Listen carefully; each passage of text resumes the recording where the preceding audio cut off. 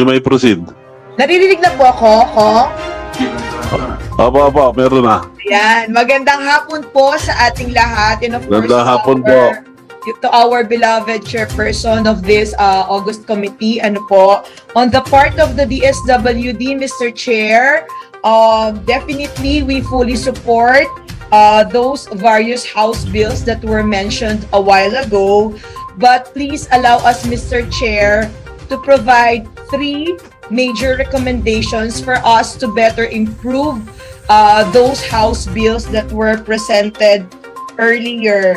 As also mentioned by our honorable chairperson, I think some of the proposed House bills that were presented earlier, in terms of some of its provisions, ay nakasama man na po sila doon sa ating newly enacted law, which is Republic Act 11916, which is an act increasing the social pension of indigent senior citizens and appropriating funds therefore. Kaya nga po ang hinihiling sana namin, unang-una sa lahat, if we could possibly harmonize or include certain provisions of those House bills in the draft implementing rules and regulations of RA 11916 that is currently being drafted and spearheaded by our National Commission of Senior Citizens.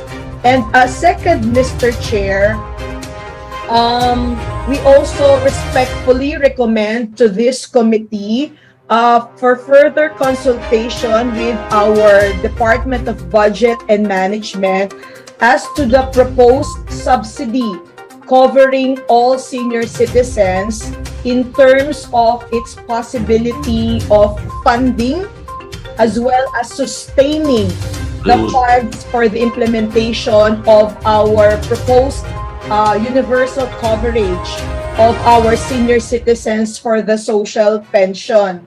And while we fully support all of these bills that really seeks to provide our 100% support to our senior citizens, in case this House bills will be enacted into law, we further respectfully recommend, Mr. Chair, that the Universal Social Pension Program be implemented po by our local government units through their local funding to cover those who are not yet covered by the DSWD's Social Pension Program. As we could note, Mr. Chair, for this year, there is a total of 4,085,066 senior citizens who are already covered by the existing social pension program, and based on our continuous validation of senior citizens, given na rin po yung mga grievances na natatanggap din po namin, there are currently around 540,577 waitlisted na mga senior citizens that could possibly be eligible for the existing social pension program. So if there will be a law that will be passed, that will cover all senior citizens, kaya nga po yun aming recommendation, Mr. Chair, that this will now be implemented by our local government units. And lastly, Mr. Chair, to change lang po DSWD to NCSC, or the National Commission of Senior Citizens, as the implementing agency for all of these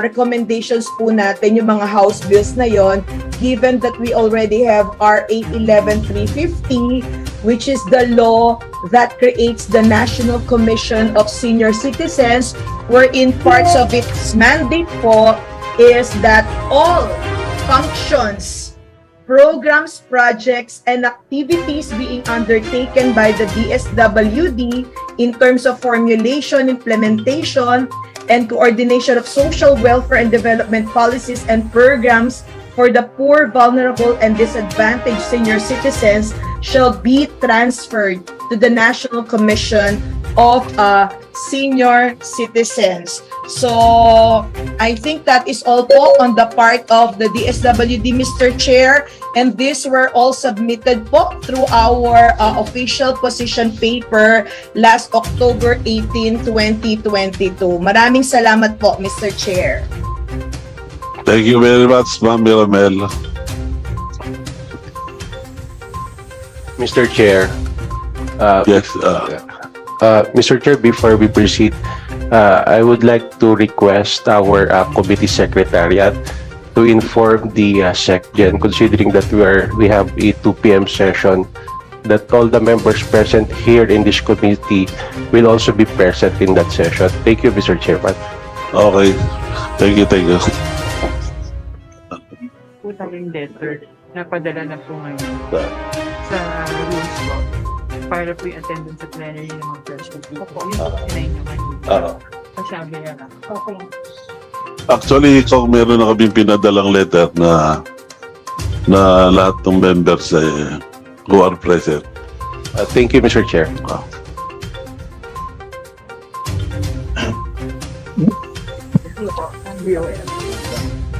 Now, next is the Department of Finance. Well, Good afternoon po, Mr. Chair. I'm Keanu Emmanuel Peñaranda from the Department of Finance. Can you hear me? yes, you may proceed. Okay po. The DOF recognizes the objective of the proposal to further support our senior citizens. We pose, however, some reservations on the proposal, as these will require a substantial amount of budgetary allocation, which will just add a bit more further fiscal pressure on our budget to raise funds for the program. Nonetheless, we defer to the DBM the budgetary requirements of the bill. We will also submit, Mr. Chair, our position on the proposals. Thank you very much. Thank you very much.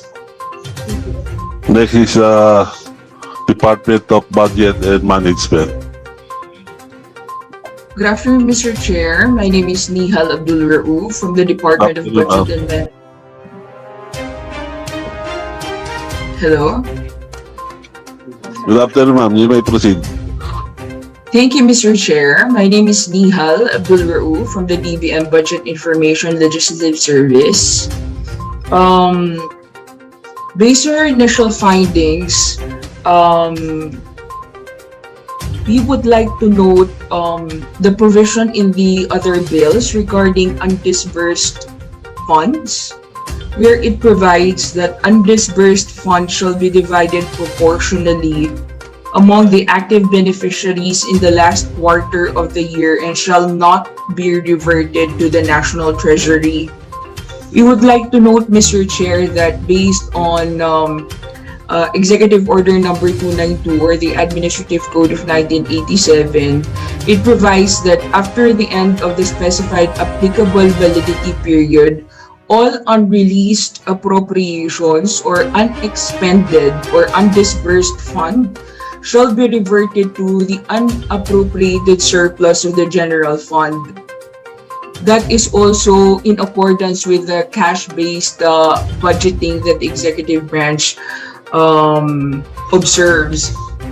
Now, with regard to the budgetary requirement, Mr. Chair, we note that based on the Census of Population conducted by the Philippine Statistics Authority in calendar year 2015, it provides that there is a total population of 7,548,769 aged 60 years old and above, of which 3,835,066 are under the indigent bracket. Now, we understand that the bills propose that all senior citizens are covered, not only the indigent ones. Based on our conservative estimate, because our technical bureau is still studying the matter. If all senior citizens, given the 2015 census of population, will be provided with the proposed 1,000 senior citizen pension, the estimated budgetary requirement, Mr. Chair, is 92 billion plus. That is a conservative estimate, and that is yet to be final.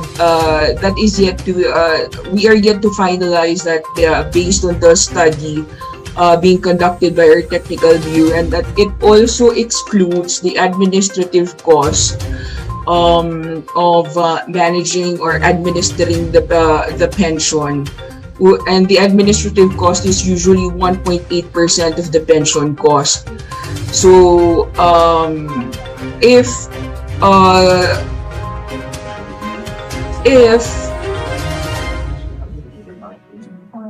well, in the other bills, the proposed amount is 2,500.